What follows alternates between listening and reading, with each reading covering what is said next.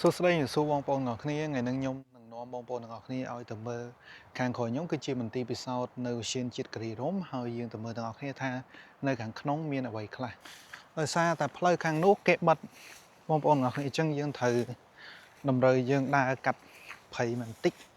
ដើម្បីយើងឈានទៅដល់កន្លែងមន្ទីរពិសោធន៍ដែលគេបោះបង់ចោលខ្ញុំអត់ដឹងថាមន្ទីរពិសោធន៍ហ្នឹងកាលមុនគឺជាមន្ទីរពិសោធន៍អីទេតែគាត់ថាយើងមកហ្នឹងដើម្បី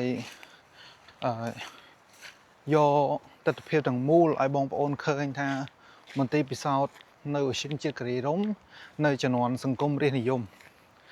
នឹងមានរូបរាងបែបបិចខ្លះម៉ូតូយើងទុកនោះបងប្អូនហេតុព្រោះដោយសារកន្លែងនោះគាត់មានឈើមួយដែល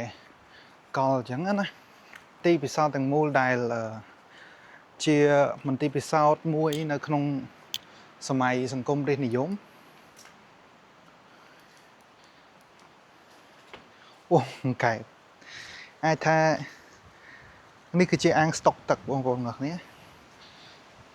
ឡូវយើងអញ្ជើញទៅមើលខុងទាំងអស់គ្នាដឹងថាកន្លែងនេះកាលមុនគេពិសោធន៍ពីអីទេតែគាត់ថាយើងដឹងថាត្រឹមជាមន្ទីរពិសោធន៍មួយដែលពិសោធន៍នៅក្នុងសម័យសង្គមរាស្ត្រនិយមដែលសម័យរបស់បកគោណានរោត្តមសីហនុហ្នឹងអញ្ចឹងនៅក្នុងផងនេះផងដែរអាចថាបន្ទប់ប៉ុន្តែអាគារទាំងមូលហ្នឹងត្រូវបានរបៀបថាខូចខាតកន្លែងមួយចំនួនទូចពុទ្ធសាត្រូវគេបោះបង់ចោលអញ្ចឹងមានកំប៉ុងស្រាបៀននៅនេះទៀតកន្លែងនេះទឹកដក់បងប្អូនទាំងអស់គ្នាកន្លែងទឹកដក់ខ្ញុំគិតថាពីមុនអាចថាជាមន្ទីរពិសោធន៍របស់បារាំងឬក៏ជាមន្ទីរពិសោធន៍របស់ខាង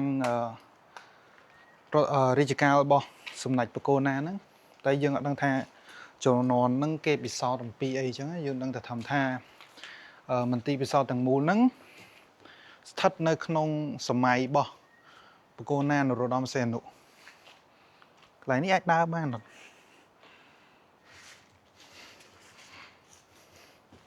ណៃមិនបាច់ណៃមិនបាច់ដើរមកក៏បានដែរកន្លែងនេះស្ងប់ស្ងាត់មែនតើបងប្អូននេះដោយសារតែនៅក្នុងព្រៃមួយដ៏ស្ងប់ស្ងាត់អញ្ចឹងណាចឹងខ្ញុំគិតថាប្រហែលជាមានបងប្អូនខ្លះគាត់អត់សូវហ៊ានមកលេងទេតែខ្ញុំមកពីនេះបងប្អូនខ្ញុំមកនេះក្នុងន័យគោលបំណងដើម្បីថតកន្លែងទាំងមូលឲ្យបងប្អូនទាំងអស់គ្នាឃើញថាមន្ទីរពិសោធន៍ហ្នឹងពីមុនឲ្យមកដល់ឥឡូវមិនខ្លះខ្ញុំគិតថាកន្លែងនោះវាអត់គួរមានសម្រាមទេព្រោះដោយសារយើងគួរតែអភិរក្សទាំងអស់គ្នាទោះបីនៅលើភ្នំក៏ដោយបើតាមយើងគិតទៅយើងអាចយកមកបានយើងយកមកកញ្ចប់អញ្ចឹងយើងគួរតែយកវិញទៅមកកញ្ចប់ដូចគ្នាយើងអត់គួរយកមកបរិយាយឬក៏ទុកចោលទៅពីអញ្ចឹងឯងកន្លែងនេះខ្ញុំអត់ដឹងថាគេបោះបង់ចោលតាំងពីពេលណាតែគ្រាន់តែខ្ញុំដឹងថាសភាពអាគារទាំងមូលគឺរៀងទ្រុឌទ្រោមហើយកន្លែងខ្លះគឺបាក់បែកអញ្ចឹងអាគារហ្នឹងអាចថាកំឡុងពេលដែលគេបោះបង់ចោលអាចកំឡុងរយៈពេលចូល60ឆ្នាំបើយើងរាប់តាំងពីឆ្នាំសម័យបកគោណាមកសង្គមរាស្ត្រនិយម1953ដល់1970អញ្ចឹងខ្ញុំគិតថាអាចរៀងយូរគ្រាន់បើដែរចូល60ទៅ70ឆ្នាំហ្នឹងបងប្អូនអរគ្នាមន្ទីរពិសោធន៍នេះគឺអត់អាចគិតថាជាមន្ទីរពិសោធន៍អីដោយសារតែយើងអត់មានឯកសារជាក់លាក់ដែរព្រោះដោយសារអត់មានឯកសារយោងណាមួយដែលអាចបញ្ជាក់ថាទីនេះគឺជាមន្ទីរពិសោធន៍ដូចជាមន្ទីរពិសោធន៍ខាងផ្នែកជីវសាស្ត្រឬក៏គីមីសាស្ត្រអីយើងអត់ដឹងទេយើងគ្រាន់តែដឹងថាមន្ទីរពិសោធន៍នេះគឺជាមន្ទីរពិសោធន៍របស់ឧទ្យានកន្លែងនេះគេមានសរសេរអក្សរទាំងមូលហ្នឹងតែស្នាមនេះខ្ញុំអត់ដឹងថាស្នាមអីដែរបងប្អូនរបស់គ្នាតែមានអីខ្ញុំគិតថាស្ថាបត្យកម្មរបស់មន្ទីរពិសោធន៍ហ្នឹងល្អច្រើនឥឡូវខ្ញុំនាំបងប្អូនរបស់គ្នាទៅមើលខាងក្រៅអាគារទាំងមូលថាមិនដែរអូខាងនេះដូចជាមានបាសាំងទឹកដែលគេស្តុកទឹកជំនាន់ហ្នឹងព្រោះដោយសារនៅលើភ្នំគឺពិបាកនឹងមានទឹកទាញទឹកអត់អាចថាបុកម្ដងបុកអីបានទេនេះគឺជាកន្លែងបន្ទប់ក្រោមដីដែល បោះខាងមន្ទីរពិសោធន៍រៀងល្ងិតបន្តិចបងប្អូនទាំងអស់គ្នាព្រោះតែសារកន្លែងហ្នឹងគេបោះបង់ចោលពីយូរហើយមានអាចសត្វអាចអីយើងសន្មតថាអាចជាអាចបជាវឬក៏អាចអីតាំងពីជំនាន់មុនអញ្ចឹងហើយនេះផ្លូវឡើងទៅអាចបជាវពេលយប់ខ្ញុំគិតថាអាចជាសត្វបជាវនៅច្រើនជាងរៀងស្ងាត់រៀងស្អុយអាចបជាវច្រើនខ្ញុំអត់ដឹងថាកន្លែងនេះកន្លែងអីនេះតែមានសម្រាប់មានអីដែរក្រោមហ្នឹងកន្លែងនេះបងគាត់មកលេងអ្នកដែលមកលេងគាត់ទៅសេអសអញ្ចឹង love you love អីចឹងទៅនេះគឺជាទស្សនវិជ្ជាអគារទាំងមូលមន្ទីរពិសោធន៍របស់អូឈៀនហ្នឹងយើងអាចមើលបានថាមាន3ជាន់ប៉ុន្តែនៅនេះ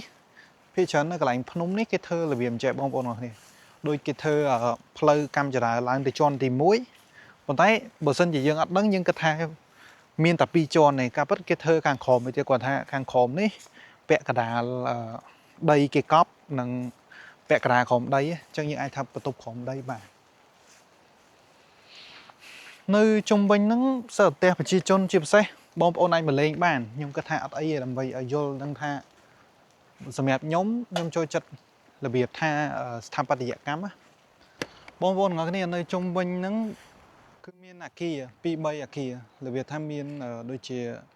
កន្លែងដែលស្នាក់នៅឬក៏មិនទេខ្ញុំអត់ដឹងព្រោះដោយសារអត់មានឯកសារយោងកន្លែងនេះក៏មានដែរបងប្អូនទាំងអស់គ្នាកន្លែងនេះយើងអាចសន្និដ្ឋានថាគឺជាកន្លែងមួយដែលជាបុគ្គលិកស្នាក់នៅឬក៏យ៉ាងម៉េចទេហើយខាងនោះក៏មានដែរខាងនោះគឺមានដែរ